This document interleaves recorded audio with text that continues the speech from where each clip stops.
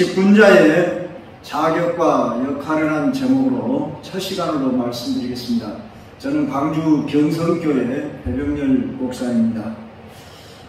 이 아카데미 직분자로서 여러분들에게 있어서 가장 어떻게 보면 기본적인 배움이 뭘까 생각하면은 직분자로서의 자격이 뭐고 역할이 뭔가, 이것이 가장 기본으로 중요하다 싶어서 첫 시간으로 저를 배정하는 것으로 압니다. 그런데 사실 직분자의 자격보다 더 중요한 것이 뭐냐 그러면은 직분자로서의 소명, 이 소명이란 콜링, 부르신다는 뜻인데, 우리 주 예수 그리스도께서 우리를 하나님의 자녀되게 하신만이 아니라 직분자로 부르셨다고 하는 이 부르심에 대한 확신이 우리가 있어야 되겠고, 직분자로 내가 부름을 받았다고 할 때 어떤 위치에 있으며 어떤 자세여야 하는가, 이것이 매우 중요합니다. 그래서 서론적으로 직분자는 어떤 사람이냐 했을 때에 이 정치 3장 교회 직원단이라고 여러분이 가지고 있는 헌법 152페이지를 보면은 교회의 직분자에는 세 가지로 나오고 있습니다. 첫째, 교회의 창설 직원, 둘째, 교회의 항존 직원, 셋째, 교회의 임시 직원, 이렇게 구분을 합니다. 교회 창설 직원이란 우리 주 예수 그리스도께서 사도들과 그에 준하는 이들을 택하사 부르셔서 이적을 행할 권능인 자로 선발하여 교회를 세우기 위함이 1차적인 목적입니다. 바로 이들을 가리켜서 교회 창설 직원이라 이렇게 읽었는데, 가령 베드로 같으면 예루살렘 교회를 세우게 하고, 빌립 집사를 통해서는 사마리아 교회를 세우는 중추 역할을 하게 하고, 사도 바울은 이방 여러 교회를 창설하게 하는 이런 역할을 하게 했습니다. 그래서 이 교회 직분자로서 성경적인 근거는 바로 이것이고, 두 번째로 우리가 생각해 볼 부분은 교회 항존직이라는 것입니다. 이 항존직이라는 말은 교회에 항상 존재해야 할, 교회에 마땅히 늘 있어야 할 직원이라는 뜻입니다. 그 이유는 무엇이냐 하면은 하나님의 말씀을 전파하고 올바른 권징을 시행하고 또한 구제와 봉사를 하는 일이 교회의 가장 핵심된 일이기 때문입니다. 바로 이 항존직에는 세 가지 직분자가 있습니다. 첫째가 목사요, 다음은 장로요, 목사와 장로를 일컬어서 장로라 이렇게 합니다. 그래서 이제 목사 장로와 치리 장로로 이렇게 구분합니다. 그리고 집사라고 할 때는 우리가 일명 말하는 안수 집사를 가리키는 것입니다. 바로 이와 같은 항존직, 이 직분에 대해서 이제 여러분들이 참고할 그 정치 제3장을 보시기를 바랍니다. 이제 오늘부터 여러분들이 이 공부를 하게 될 때에 이 헌법책을 여러분 곁에 두시고 보실 뿐만 아니라 여러분이 직분자가 된 이후로도 늘 헌법책을 가까이 하면서 여러분의 그 직분자로서의 그 자격은 물론이고 임무, 여러 가지 그 헌법적인 상황을 여러분들이 가까이 두고 배울 필요가 있다 싶어집니다. 자, 그렇다고 할 때에 이 직분자의 자세가 어떠해야 할 것인가? 여러분의 책을 한번 보도록 하겠습니다. 거기 보면 제가 세 가지로 말씀을 해두고 있는데, 첫째로 교회 직분을 소중히 여겨야 한다는 것입니다. 이 교회 직분이라고 하는 것은 교회의 부흥과 성장에 반드시 직분자가 필요하기 때문입니다. 그건 성경적인 바른 근거가 사도행전 6장 1절로 7절에 나와 있는데, 예수님의 12제자가 교회가 부흥을 할 때에 제자들 중에 바로 일꾼들을 세웠는데, 거기 사도행전 6장 3절과 5절을 참고해 보면은 7 일꾼을 선택한 것을 보게 됩니다. 이것이 교회의 직분자의 최초의 시작이었습니다. 사도들이 그들에게 기도하고 안수했다는 사실입니다. 두 번째로 직분은 맡은 바 사명이기 때문입니다. 고린도서 4장 1절 2절 보면은 사람이 마땅히 우리를 그리스도의 일꾼이요 하나님의 비밀을 맡은 자로 여길지어다. 그리고 맡은 자들에게 구할 것은 충성이라 그랬습니다. 맡은 자라, 그리스도의 일꾼이다, 하나님의 비밀을 맡은 자라, 이런 모든 것은 직분자를 가리키는데, 맡은 자들에게 구할 것은 충성이다, 즉 사명이다, 그 말은 되겠습니다. 또 고린도서 9장 17절을 보면 내가 내 자의로 이것을 행하면 상을 얻으려니와 내가 자의로 아니한다 할지라도 나는 사명을 받았노라. 사도 바울이 그 고백을 하고 있음을 보게 됩니다. 세 번째로 우리가 생각해야 할 것은 나에게 직분을 맡겨주심에 감사해야 할 것이라는 것입니다. 디모데전서 1장 12절에 보면은 나를 능하게 하신 그리스도 예수 우리 주께 내가 감사함은 나를 충성되이 여겨 내게 직분을 맡기셨다, 이렇게 말씀하고 있습니다. 자, 여러분들에게 내가 이렇게 구절구절을 써두었는데, 여러분 이 강의가 끝나더라도 여러분들이 이 구절들을 여러분 빈 칸에다 전부 기록을 하시기를 바랍니다. 그래서 여러분들이 이걸 숙지하면 좋겠습니다.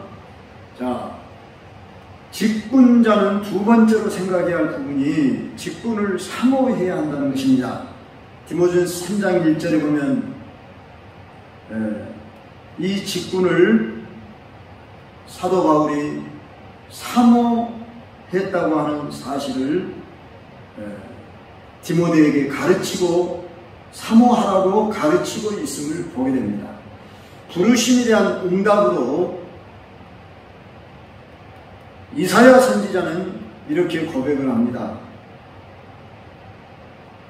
하나님께서 내가 누구를 보내며 누가 우리를 위하여 갈고 할 때 내가 이르되 내가 여기 있나이다, 나를 보내소서, 이렇게 자신이 순종하고 있습니다. 두 번째로 직분에는 상급이 약속되어 있다는 사실입니다. 고린도전서 9장 17절 18절을 참조하시고요. 세 번째로 주님이 쓰시기에 합당하며 귀히 쓰는 그릇이 되어야 하기 때문입니다. 자, 직분자에게는 주인의 쓰시기에 합당하도록 선한 일에 준비되도록 하시는데 깨끗한 그릇을 쓰신다고 말씀하고 있어요. 그러니까 여러분이 직분을 맡은 것만 중요한 게 아니라 직분을 내가 맡기에 합당하도록 깨끗한 것으로 내 자신이 준비되도록 하셔야 합니다. 그러면은 주님의 쓰심에 합당하여 선한 일에 준비된다고 했습니다. 세 번째로 자기 훈련이 있어야 합니다. 사도 바울은 이런 고백을 했죠. 내가 내 몸을 쳐 복종하게 하면 내가 남에게 전파한 후에 자신이 도리어 버림을 당할까 두려워하리로다. 우리는 직분자로서 먼저 내 자신이 그리스도께 복종될 수 있도록 힘써야 한다는 것입니다. 우리는 이제 나 자신만의 구원이 문제가 아니라 이제 믿음이 연약한 성도들은 물론이고 저 밖에 있는 영혼들도 우리가 인도하는 데 관심을 가져야 할 그런 일꾼이기 때문에 내가 남에게 전하고 인도하는 그런 일꾼이라고 하는 늘 직분자로서의 의식을 가지고 있어야 한다는 것입니다. 그래서 여러분들이 부끄러울 것이 없는 일꾼으로 하나님 앞에 드리기를 힘써야 할 것입니다. 또한 겸손히 그리스도의 향기를 드러내야 합니다. 우리 예수 믿는 사람들은 다 그리스도의 향기로 부름을 받았지 냄새나는 그런 악취를 풍기는 자로 부름을 받지 않았습니다. 그러므로 여러분이나 저가 나는 그리스도의 향기가 되리라 이런 마음을 가져야 되겠습니다.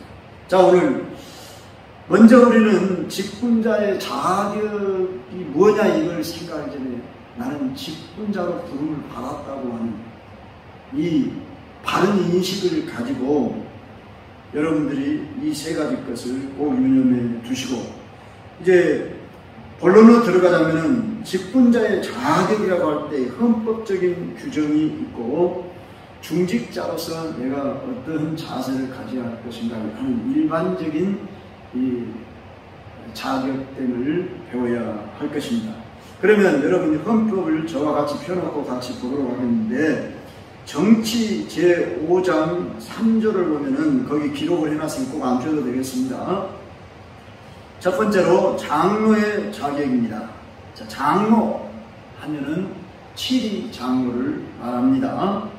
여기 장로된 자는 만 35세 이상 되어야 한다. 예전에는 만 30세였는데 이제 법이 바뀌어서 35세로 이렇게 상향된 것은 아마 더 무게감을 두고 세상 모든 그런 부분에 있어서도 좀 연륜이 필요하다 싶어서 35세 이상으로 한 것 같습니다. 그런데 반드시 남자 중 그랬습니다. 우리 대한예수교 장로의 합동층은 여자 장로를 인정하지 않습니다. 그러면 왜 그런가 하는 부분에 대해서는 디모데전서 3장 1절로 7절에 해당한 자로 한다 하는 이 부분을 여러분이 한번 살펴볼 필요가 있는데 이 부분은 반드시 한번 봐야 한다고 생각됩니다. 디모데전서 3장 1절로 7절을 우리가 같이 찾아서 봅시다.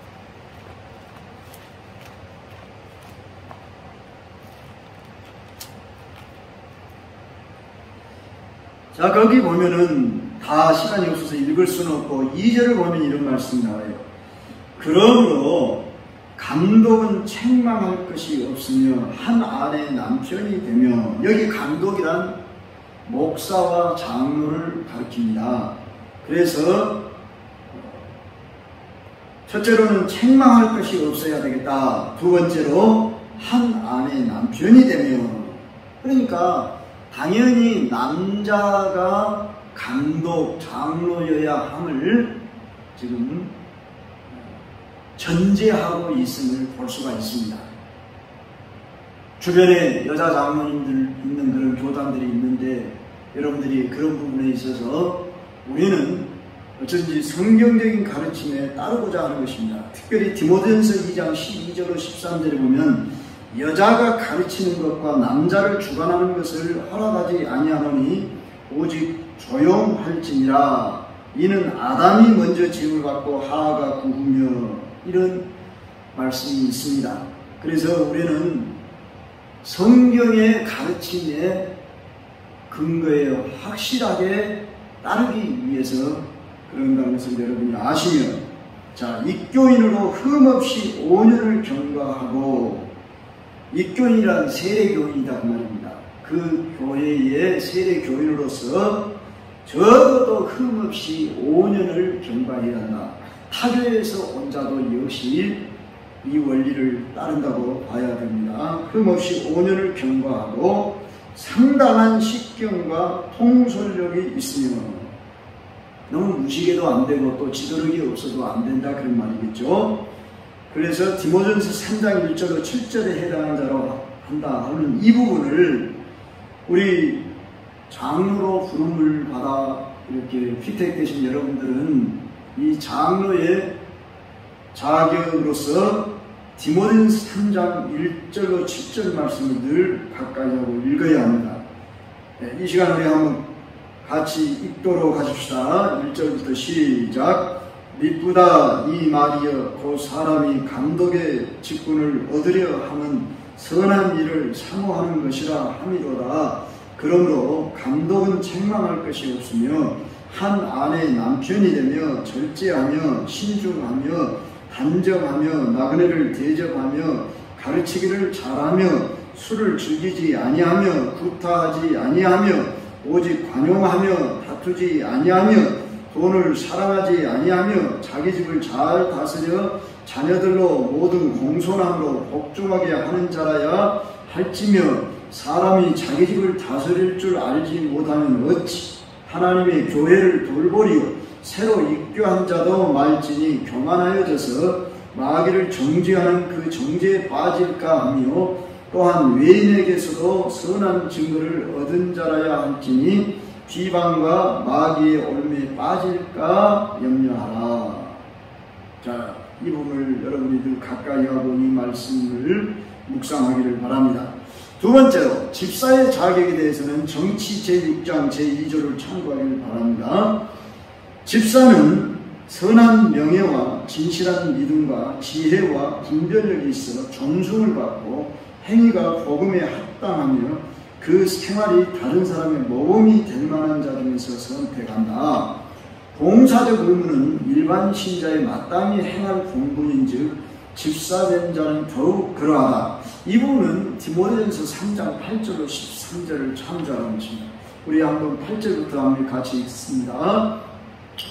이와 같이 집사들도 정중하고 일구이연을 하지 아니하고 술에 임박이키지 아니하고 더러운 일을 탐하지 아니하고 깨끗한 양심에 믿음의 비밀을 가진 자라야 할지니 이에 이 사람들을 먼저 시험하여 보고 그 후에 책망할 것이 없으면 집사의 직분을 맡게 할 것이요 여자들도 이와 같이 정숙하고 모함하지 아니하며 절제하며 모든 일에 충성된 자라야 할지니라. 집사들은 한 아내의 남편이 되어 자녀와 자기 집을 잘 다스리는 자일지니 집사의 직분을 잘한 자들은 아름다운 지위와 그리스도 예수 안에 있는 믿음의 큰 담력을 얻느니라.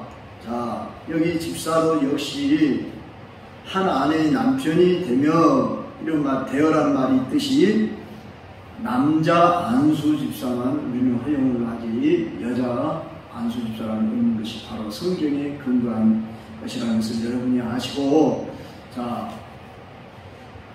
그 자세한 내용은 여러분이 읽어서 또 여러분의 담임 목사님에게서 잘 지금까지 배워왔고 또 앞으로 배울 줄로 알고 이런 부분들까지는 생략하도록 합니다. 세 번째로 권사의 자격은 정치 제3장 제3조 3항에 나옵니다. 여신도 중 만 45세 이상 된 입교인으로 행위가 성경에 적합하고 교인의 모범이 되면 본 교회에서 충성되게 봉사하는 자. 자, 본사는 항존직 중에 들어가지를 않습니다. 여기 정치 3장을 보면은 임시 직원에 들어갑니다. 그럼 여러분들이 왜 그런가 하고 의문을 가질 수 있는데, 교회의 원래 항존직이란 말은 영구히 있어야 할 직분이다 그런 말이지, 내 자신이 영구적으로 이 직분을 갖고 있다 그런 말이 아닙니다. 그래서 목사나 장로나 집사도 헌법에 의하면 70세까지 우리가 심무하도록 되어 있습니다. 권사 역시 만 70세인데 바로 이 권사는 항존직에 속한 것이 아니라 임시 직원에 속한다. 이 부분을 여러분이 유념해 두시고, 여러분들이 생각할 때에 임시라는 말이 좀 섭섭하게 들릴지 모르는데, 직분 그 자체가 성경에 원래 있는 직분이 아니지만은, 권사라는 말은 권면을 잘하는, 위로를 잘하는 바나바라고 하는 자가 권위자라는 이름의 뜻을 가지고 있는데, 거기에 근거를 해서 권사라는 직분을 이렇게 교회에 세워서, 바로 임시 직원이라는 말은 항존 직분을 도와서 다 공이, 어떠한 항존직이 됐든 임시직이 됐든 주님의 몸된 교회를 바로 세우는 것이 목적입니다. 하나님의 나라를 건설해 나가는 데 있어서 교회를 세우는 이 일에 중점하도록 하는 것입니다. 자, 여러분들의 직분자로서 이 직분은 여러분의 어떤 독립된 일을 하는 게 아니라 교회의 파송자는 목사입니다. 그래서 그 교회의 사자로 목사를 세웠습니다. 그러면 여러분 장로님이나 집사님이나 권사님이라고 하는 이 직분은 목사님의 그 사역을 협력해서, 동역해서 주님의 몸된 교회를 세워드리는 그런 동역자적인, 협력자적인 위치라는 것을 여러분이 꼭 잊지 마시고, 여러분들의 어떤 독립적으로 내가 어떤 하나님의 일을 한다 이런 생각을 추워도 갖지 않도록 해야 합니다. 그래서 목사님이 목회를 하는 것이고, 여러분 그 목회를 잘할 수 있도록 그 목회의 방침을 따라 돕는 자로, 협력자로 부름을 받았다는 사실을 꼭 인식해 주길 바랍니다. 이제 일반적인 이 직분자를 가리켜서 중직자라고 부를 때 중직자로서의 자격이 뭔가 크게 네 가지로 말씀을 드리는데, 그 첫째가 구원의 확신을 가진 자여야 한다, 그런 말입니다. 구원의 확신을 가져야 한다는 것은 일반 평신도도 마찬가지지만 특히 중직자로서 이 구원의 확신은 너무나 중요한 것입니다. 나는 주님을 인격적으로 만나는가? 두 번째로는 구원의 간격을 가지고 있는가? 특별히 이 두 가지를 먼저 여러분들이 점검되어야 됩니다. 구원의 확신이 없으면 내가 이 직분을 감당할 수가 없습니다. 그래서 예수님 만난 이 분명한, 인격적으로 만났다는 말입니다. 우리는 뭐 환상적으로 음성적으로 듣고 만났다는 것이 아니라 인격적인 주님을 만남이 있는가? 구원에 대한 기쁨, 감사가 지금도 늘 있는가? 그리고 우리는 불신 영혼을 바라볼 때 긍휼히 여기고 사랑하는 마음이 늘 있어야 한다는 이 세 가지를 꼭 기억해 주시고, 두 번째로 교회관이 분명하고 투철해야 합니다. 직분자는 명예직이 아닌 일꾼으로서 교회에 세워진 그 직분이다 말입니다. 그럴 때에 첫째로 생각해 볼 것은 하나님이 기뻐하시는 교회를 이루기 위해서 하나님이 원하시는 교회가 어떤 교회일까? 우리는 성경에 나와 있는 여러 교회들이 소개되고 있을 때, 여러분들이 성경을 읽을 때, 가령 데살로니가 교회 같은 경우에 칭찬받는 교회였는데 믿음과 소망과 사랑이 있는, 즉 신망회가 있는 그런 교회, 소문난 교회였지 않습니까? 그리고 요한계시록에 보면은 바로 그 충성된 교회로서 그 두 교회가 소개되고 있는 것을 빌라델비아 교회와 서머나 교회와 같은 이런 종말의 교회들로 모습으로 우리가 그런 교회의 성도로 서야 될 것을 여러분이 다짐하시기 바랍니다. 두 번째로 주께서 유형교회, 유형교회란 말은 지상에 보여지는 교회를 말하는데 왜 하나님이 세우셨을까? 왜 교회를 세우셨다고 생각하십니까? 우리는 친목 단체가 아닙니다. 우리는 우리의 어떤 유익의 목적을 먼저 두는 게 아니라 하나님 나라를 세우기 위함입니다. 그래서 교회는 하나님의 나라를 세우는 중요한, 없어서는 안 될 주님의 피로 값주고 산 교회임을 아시고 내가 거기에 부름을 받았다고 하는 이 사실에 감격하고, 즉 다시 말하면 하나님의 일에 내가 동력하는 이러한 자다는 것입니다. 그래서 고린도서 3장 5절로 9절을 특별히 참고할 때에 여러분들은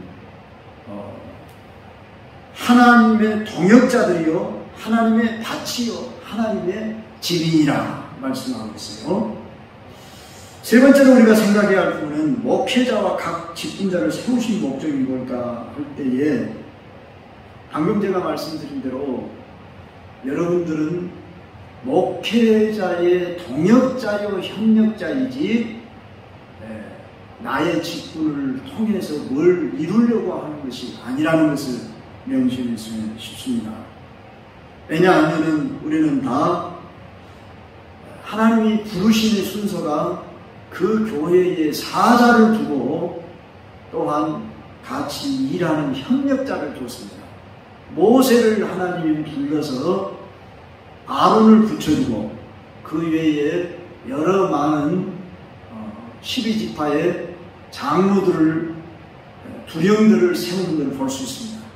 또 가나안을 정복할 때는 여호수아라고는 한 사람을 통해서 그와 협력하는 일꾼들을 보내셨음을 볼 수가 있습니다.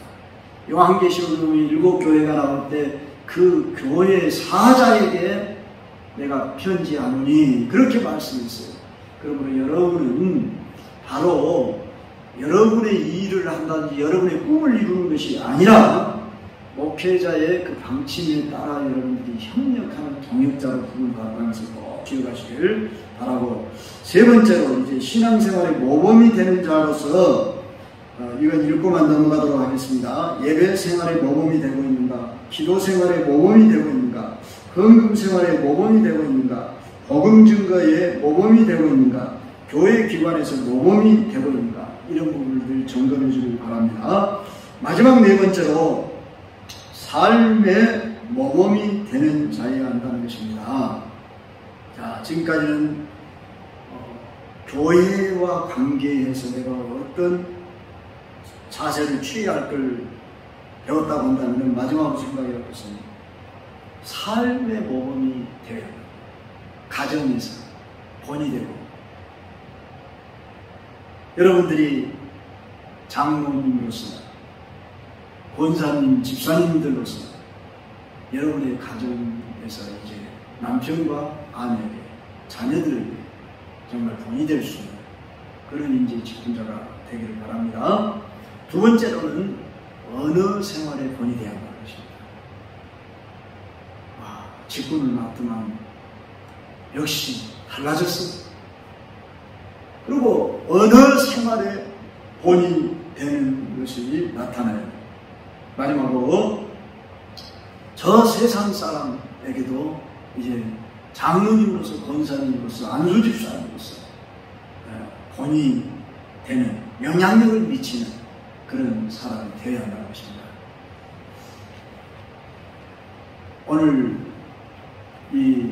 먼저 한 시간 오늘 공부한 것을 다시 한번 생각해 보시기 바랍니다. 직분자로서의 소명, 직분자의 자격 속에서 헌법적인 규정과 이제 일반적인 중직자로서의 갖춰야 할 이 자격이 무엇인가를 잘 깨닫기를 바랍니다. 다음 시간에 또 뵙겠습니다. 자, 두 번째 시간 갖겠습니다. 두 번째 시간은 직분자의 직무와 역할에 대해서 살펴보도록 하겠습니다. 직분자의 그 직무는 1차적으로 헌법적 규정을 우리가 알아야 되겠습니다. 자, 여러분의 헌법 정치 제5장 제4조 장로의 증감 부분을 여기 제가 기록해 놨습니다. 책에 보면은 첫째로 장로의 직무는 교회의 신령적 관계를 총찰한다. 7위 장로는 교인의 택함을 받고 교인의 대표자로 목사와 협동하여 권직을 관리하며 지교회와 혹은 전국교회의 신령적 관계를 중시한다. 자, 여기 신령적이라는 단어에 관심을 가져요. 쉽게 말하면 영적 부분에 있어서 모든 부분을 총찰하는 그런 위치에 있다. 그럴 때에 목사와 협동하여라는 이 말에 유념을 해야 합니다. 전 시간에도 이야기했거니와 장로님이 됐든 집사님이 됐든 권사님이 됐든 모든 직분자들은 목사와 협력하는 것을 1차적인 책무로 알아야 되겠습니다. 여러분의 교인들로 택함을 받았다. 장로는 교인의 대표자라 하는 말은 교인들의 의견을 대변한다 그런 말이 아니라 교인들을 대표하는 사람으로서 목사와 협동하여 권직을 관리하며, 자, 모세 시대에 자그마치 인구가 200만이었고 남자들만 20세로부터 60세까지 60만 명이나 됐습니다. 그런데 이들을 다 어떻게 모세 혼자서 관리할 수 있겠습니까? 그래서 그 장인 이드로가 충고를 했지요. 10부장, 50부장, 100부장, 1000부장을 두어서 그들로 맡아 관리하도록 이렇게 하십시오. 그렇게 말씀한 대로 그 원리를 따라서 오늘 장로님으로, 집사님으로, 권사님으로 여러분들을 세우셨다고 하는 사실입니다. 그랬을 때에 특히 장로님은 이제 교인의 대표자라고 할 때에 목사는 교회의 대표자라는 의미를 잘 인식하고 분별해야 합니다. 그래서 이걸 가지고 무슨 서로 어떤 위치에 있느냐, 당신은 교회의 대표자지 교인의 대표자가 아니다, 이런 걸 논란을 하고 따지고 그런 분들이 있는데 아주 어리석은 태도입니다.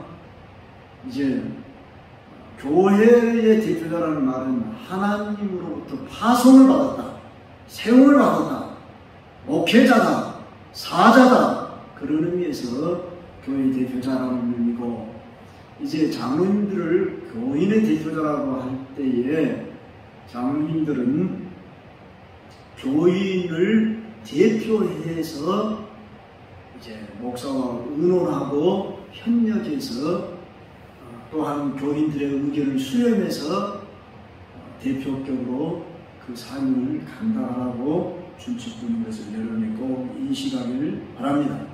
두 번째로 도리 오해나 도덕상 부패를 방지한다 그랬습니다.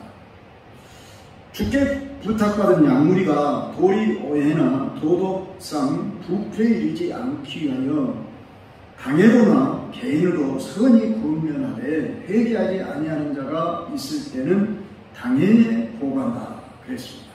자, 여기서 목사가 일일이 성도들 하나하나를 다 살필 수 없기 때문에 교인의 대표자로서 교인들의 형편을 살피면서 말씀을 듣고 오해함이 없도록 잘 이해했는가, 또한 그들의 어떤 도덕상에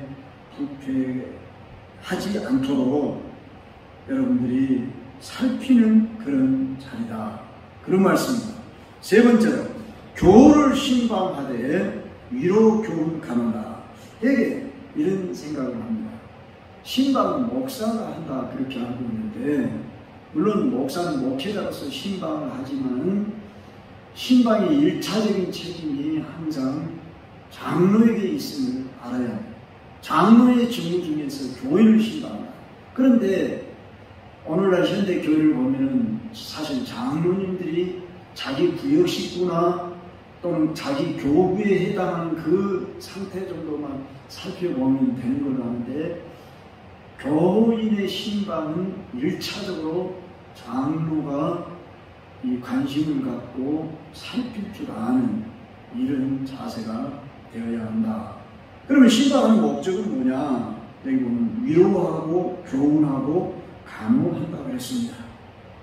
특별히 병자와 조상한 자를 위로하며, 즉 상담한 자를 위로하며 무식한 자와 어린아이들을 가르치며, 주일학교 교육도 관심을 갖고 돌봐야 한다, 그런 말입니다.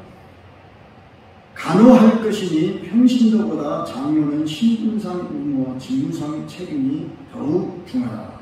네 번째로 교인의 신앙을 살피고 위하여 기도한다. 그래서 장로는 기도하는 일에도 모범이 되되, 내 기도는 물론이거니와 교인들 이름을 불러가면서 기도하며, 목회자만 교인들을 위해서 불러 기도하고 장로님들은 내 기도만 하고, 좀 나아가서는 우리 구역 식구 정도만 하고 목회자를 위한 기도 정도만 하는 걸로 족한 줄 아는데, 할 수 있으면 교회 전체적인 형편과 상황을 살피며 연약한 자들을 위하여 기도하고, 또한 교인 중에 하나님의 말씀을 잘 깨달았는지 이렇게 살피며 교제하는 자리도 가져야 할 줄 압니다. 마지막으로 생각해 봐야 할 부분은 특별히 신방할 자를 목사에게 보고한다고 했습니다. 물론 신방은 목사의 주 임무입니다. 그런데 장로로서 또한 장로의 위치에서 교인들의 형편을 돌아보는 것이 장로로서 신방이 중요한 직무라는 것을 아시되, 내가 듣고 알고 깨닫고 그러니까 그냥 입을 닫는 것만이 유익이 아니라는 겁니다. 이제 때로는 이런 말을 저한테 조심스럽습니다마는, 교회 안에 분란이 일어나는 것은 성도님들이 목회자에게 못할 말을 장로님들에게 비난을 한다든지 험담을 하는 경향이 있을 수 있습니다. 이 부분을 장로가 같이 거기에 덩달아서 찬동을 하고 서로 거기에 동조하는 그런 자리에 결코 서지 않아야 할 것입니다. 설령 자기 생각도 그럴지라도 성도들의 그 형편을 장로는 어쩌든지 목사의 입장에 서서, 더 나아가서는 하나님의 입장에 서서, 하나님은 이 교회가 건강한 교회, 거룩한 교회 되기 위해서 결코 구설수 비난이 일어나면서 기뻐하지 않기 때문에 그들과 같이 동조하고 이구동성으로 그렇게 험담하는 자리에 들지 않도록 합니다. 특별히 장로님 된 자로서는 민수기를 많이 읽으시고, 참 언어 생활을 잘못해서 거기에 따른 심판이 어떠했는가를 꼭 기억하기를 바랍니다.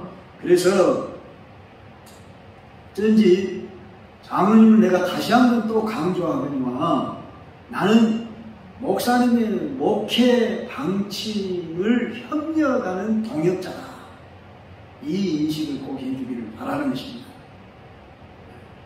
과연 우리 교회 장로님 같으면 이런 말씀을 합니다. 저 장로는 목사 디모데입니다. 이런 표현을 씁니다. 물론 우리가 장로는 무슨 목사의 종이다 그런 의미가 아니라, 협력해서 교회를 유익되게 잘 이끌어 나가기 위해서 나는 어쩐지 목사의 목회 방침을 잘 협력하는 자로 그 삶을 다하리라, 이렇게 하시는 아주 우리 장로님이 훌륭한 장로님으로 그 직무를 잘 감당하신 분이 되겠습니다. 두 번째로 이제 집사의 직무를 살피겠습니다.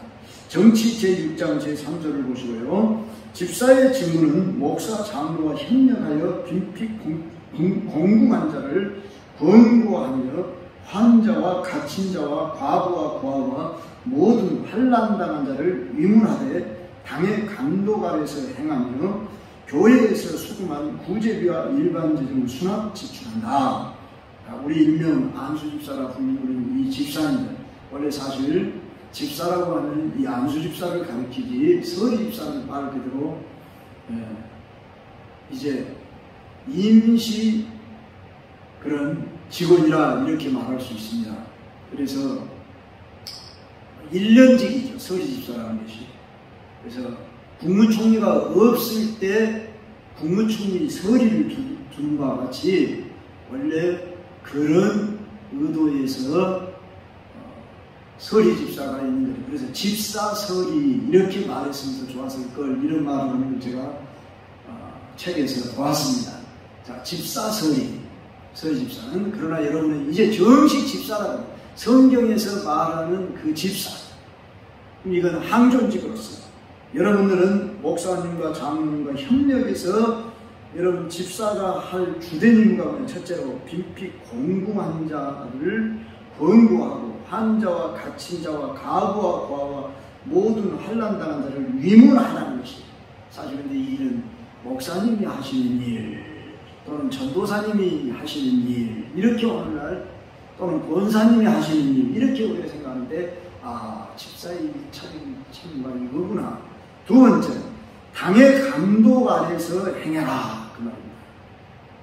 나의 어떤 지식과 경험으로 하는 게 아니라 당의 감독 아래서 교회에서 수금한 구제비와 일반 재정을 수납 지출한다고 할 때, 이건 사도행전 6장 1절로 3절에 그 사도들이 당시에 구제하는 일을 하다 보니까 너무나 시간을 빼앗기고 진짜 해야 할 말씀 전하고 기도하는 일에 전무할 수 없기 때문에 이 7 집사를 선택한 그것에 근거해서 여러분들의 중차적인 임무가 교회의 살림을 돌아보는 것이다 하는 것입니다. 세 번째로 이제 권사의 직무를 살피겠습니다. 정치 제3장 3조 3항을 참조하시고요. 권사는 당회의 지도 아래, 이 말이 중요합니다. 당회의 지도 아래라는 것입니다. 교인을 방문하되 병 환자와 환난을 당한 자와 특히 믿음이 연약한 교인을 돌보아 검연하는 자라는 거예요. 내가 그냥 누구 집에 신방하고 싶다고 내가 내 마음대로 신방을 하는 게 아니라, 물론 구역에 한해서는 내가 찾아갈 수 있고 전화할 수 있겠지만 상당히 조심해야 할 부분은 권사님이 이제 환자를 돌아보고 그들 연약한 자들을 돌아온다고 이 집 저 집 내가 찾아다니는 것은 옳지 않다는 것입니다. 그래서 당회의 지도 아래, 당회 즉 목사님과 장로님, 특히 목사님에게 물어서 허락을 맡아서 이제 내가 이런 환자가 있는데, 이런 연약한 자가 있는데 찾아가도 될까요? 이렇게 묻고 찾아가는 것이 합당하다, 그런 말씀입니다. 자, 이제 이런 헌법적인 규정 외에 중직자의 역할이 뭔가 하는 이 부분을 살펴야 하는데, 모든 직분자는 지금 계속 반복되는데 목회자의 목회 협력자가 되어야 한다는 것입니다. 교회 중직자를 세우는 목적은 교회를 더욱 견고하게 세우고 복음운동에 박차를 가하기 위한 것입니다. 목적이 어디에 있다고요? 교회를 견고히 세우고자 하는 것이란 말입니다. 그래서 내가 하는 일이 아무리 의롭고 올라도 교회를 세우는데 방해가 되면 내가 침묵을 하고 내가 나의 의를 드러내면 안 된다는 것입니다. 그래서 교회에 유익이 되지 않는 일에는 내가 내 자신을 감추고 즉 내려놓고 겸손히 서야 할 것입니다. 두 번째, 중직자는 목회자의 목회 방침을 따라 협력하는 자가 되어야 한다. 세 번째로 목회자를 위로하며 물심양면 돕는 자가 되어야 한다. 갈라디아서 6장 6절에 이런 말씀이 있죠. 가르침을 받는 자는 말씀을 가르치는 자와 모든 좋은 것을 함께하라. 이제 목사님을 비롯해서 전도사님, 부목사님들, 이런 교역자님들은 가르치는 위치에 있는데 이분들은 때로는 외롭습니다. 첫째, 여러분들이 물질적인 것은 물론이고 마음적인 부분에서 더욱 위로해드리며 힘이 되어주며 모든 좋은 것을 함께 하는 것이, 내가 어떻게 하는 것이 우리 목사님에게, 우리 부교육자님들을 비롯해서 우리 교회 일꾼들에게 협력자가 될 것인가, 이런 걸 많이 생각하면 좋겠습니다. 두 번째로 우리가 교회가 돌보아야 할 자를 살피며 돌아보아야 할 것입니다. 여러분들은 나는 교회의 중직자다, 일꾼이다, 이 부분을 늘 잊지 마시고 교회 안에 언제나 돌아봐야 할 짓이 있다는 것을 아시고 그들을 돌아보는 긍휼의 마음을 가지시는, 위로하고 권면하고 세워서 함께 성장하는 일꾼임을 잊지 마시기를 바랍니다. 세 번째로 교회의 운영 전반에 대한 관심과 책임감을 가져야 한다. 이 말은 무슨 말씀이냐면 교회의 살림이 어떻게 돌아가는가, 이제 장로님으로서, 안수집사로서, 권사로서 관심을 가져야 한다는 것입니다. 어느 부분에 무엇이 어떻게 필요한가, 교회의 예산은 얼마가 되고 또 어느 부분에서는 어떻게 투자가 되어야 되고, 그런데 지금 교회의 살림은 어떻게 돌아가고 있는가, 회개만 하는 것이 아니라 이런 이제 재직회를 통해서라든지 이런 공동회를 통해서 여러분들이 교회 돌아가는 형편을 살피고 알아서 내가 그 부분에서 협력할 부분이 무엇인가, 공동 책임감을 가지고 섬겨야 할 것입니다. 대개 내 구역 식구나 여전도인이 남전도인이 그 기관 정도에만 관심을 갖고 그러는 경향인데, 교회 전반에 가령 절기 때가 되면은 무슨 헌금을 한다 할 때 내가 감당해야 할 부분 어느 정도 되어야 할 것인가, 이렇게, 그래서 여러분들이 교회 살림이 어떻게 돌아가는가, 이런 부분에까지 관심을 가져야 한다, 그런 말입니다. 마지막으로 생각해야 할 부분이 교회를 통하여 이루실 주님의 지상 명령 성취를 이루는 협력해야 한다. 제가 거기 한문을 써놨는데 되게 주님의 지상 명령이다 그러면 땅지, 이 땅에서의 명령이라고 생각하는데 그러는가 아니라 다함이 없는, 다할 지자를 써서 최고의 사명이다 그 말입니다. 우리 주 예수 그리스도께서 부활하셔서 승천하시기 전에 마지막 유언적인 사명, 지상 명령, 더 이것보다 큰 사명이 오는 그 명령을 주셨는데, 너희는 가서 모든 족속으로 제자를 삼아 아버지와 아들과 성령의 이름으로 세례를 주고 내가 너희에게 분부한 모든 것을 가르쳐 지키게 하라. 볼지라 세상 끝날까지 너희와 항상 함께 있으리라 하는 이 마태복음 28장 19절로 20절의 말씀을 여러분 늘 숙지하시면서, 이건 목회자들이나 받아야 할 명령이 아니라 너희는 가서 모든 족속으로 제자를 삼으라. 제자들에게 이 말씀을 할 때 모든 족속으로 제자를 삼으라 할 때 우리가 모든 족속에 속하지 않습니까? 모든 족속으로 제자 삼으란 말은 우리가 제자 되라 그 말 아닙니까? 그럼 여러분은 항상 나는 주님의 제자다. 그럼 주님의 제자로서 우리는 또 다른 사람을 제자 삼으려고 해야 한다 그 말입니다. 다시 말하면 제자 삼아서 땅끝까지 복음 전파하는 일을 하는 일이 우리의 궁극적인 사명인 줄 알아서 교회는 예배와 교육과 전도와 봉사 같은 이 소중한 사명을 위임받았는데, 이러한 사명을 완수하기 위해서 여러분들이 선교에 서로 모범을 보일 자로서 여러분들은 이 중직자의 직분을 잘 감당할 수 있기를 바랍니다. 그래서 이와 같은 이제 중직자의 역할을 제가 4가지로 말씀을 드렸습니다. 첫째로 목회자의 목회 협력자가 되어야 한다. 두 번째로 교회가 돌보아야 할 자를 살피며 돌보아야 한다. 세 번째로 교회의 운영 전반에 대한 관심과 책임감을 가져야 한다. 네 번째로 교회를 통하여 이루실 주님의 지상 명령 성취를 이루는 일에 협력해야 한다.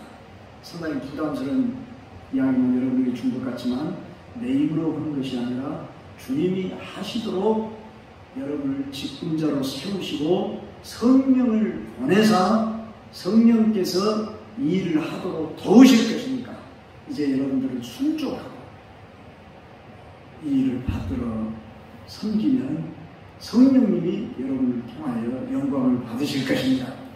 마음 같아서는 주님 다시 오실 때까지 찬송을 부르고 싶은 마음이 들어지는데, 생각하고 계신 여러분들이 그 첫 페이지 보면 주님 다시 오실 때까지라는 노래가 있지요.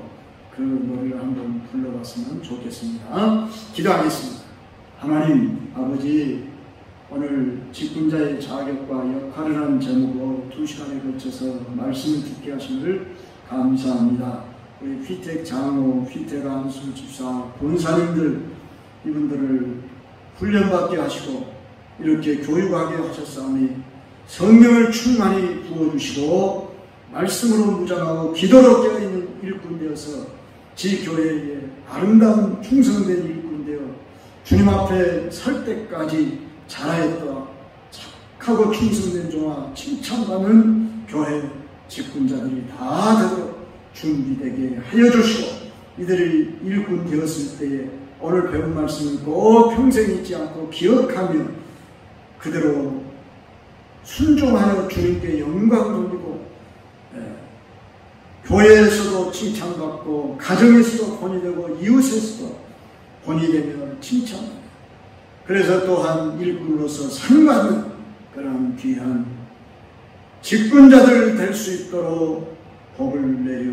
주시옵소서.